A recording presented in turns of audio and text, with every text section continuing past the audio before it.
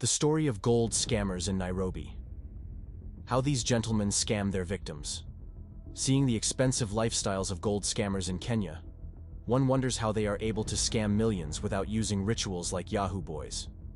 The truth is that the game is visual. These gentlemen understand that the business of gold is not as casual as selling wigs. It's as complex as selling new cars, which involves top-tier clients, because 1 kilo of gold is equivalent to Kish 10 minus.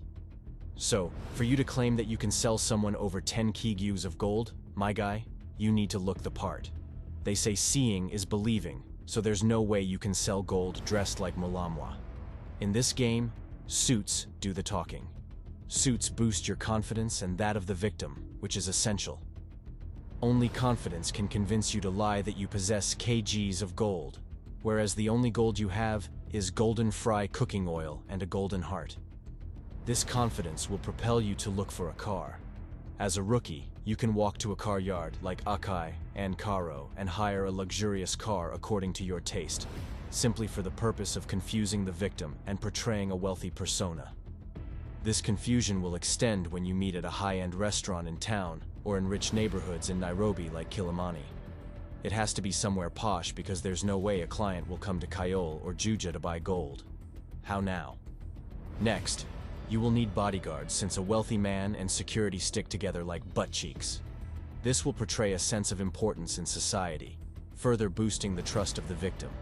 Trust that you will seal when you show him pictures of you with very important people in government.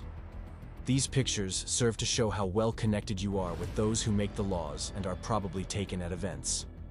Having acquired these essentials, you can now move on to the next plan. The next course of action is to convince the victim. Here is where the wheat is separated from the chaff, because one wrong word can squander the whole deal. Top of the list, you'll need a lawyer whom you'll need later in the process.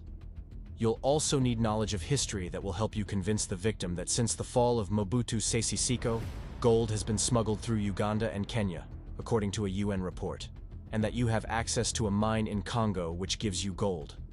This claim will be supported by fake regional trade documents that you'll hand the victim, including a MONUSCO letter allegedly provided by the UN, allowing you to export the gold from Congo within a certain period.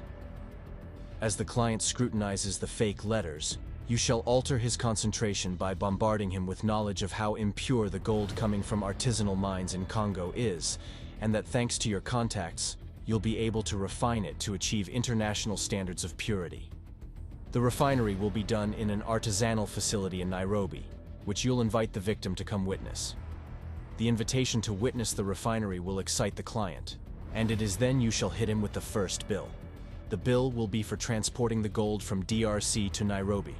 To convince him to pay, you shall invoke the name of your lawyer, who manages an escrow account that the victim will pay through, thinking the money is safe.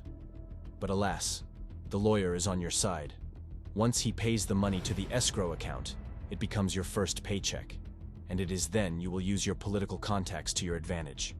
Some contacts can be fake, but some can be true, like Wetangula in the Dubai gold scam. These politicians will allegedly provide security for the gold, and also pay customs, taxes, and levies needed by the government. A role MP Zahir Janda played in the Dubai scam as well. What the victim doesn't know is that he's paying for air. You shall give him a time frame of when it arrives, and when it does, you put to action plan 2. The gold arrives in usual style, stored in metallic boxes. You will then invite the victim to witness its purity at a makeshift facility, where a section of the gold will be subjected to a fire assay, 1000 degrees heat, mixed with flux reagent, to confirm its purity. After subjecting the section you pick to a fire assay, it will then be tested using an XRF scanner to ascertain its purity levels, which will help the con game. Once tested, all the other boxes will not matter since the victim will be convinced. So, you can stuff the boxes with anything. It could be smelted padlocks or painted stones. Just make sure you fill the boxes and ensure you're the one who picks the gold to be tested, or else. Later, you will ask the victim to make the remaining payment as you package the gold for transport to the airport, where you shall stage the exportation with fake customs of the boxes labeled, "Handle with care." If you have 30 kgs of gold, that's KSH 300 Nemer. Once the victim has certified that you've taken the gold to JKIA, he may leave the country thinking that the gold will reach its destination, only for you to call him and tell him that more levies are needed. The victim will send more money, not knowing he's paying for stones. Meanwhile, you're at the club partying the hardest like Kevin Obia, or at the showroom buying Bentleys and Porsches like Jared Otieno for sending your wife to buy milk with. How they wash their money is simple.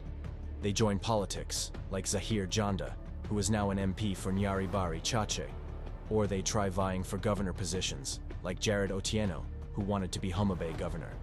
If politics is not your thing, like Kobia, you start an entertainment company like A1, which will be responsible for bringing international artists to Kenya, like Rick Ross. Ticket sales will wash it.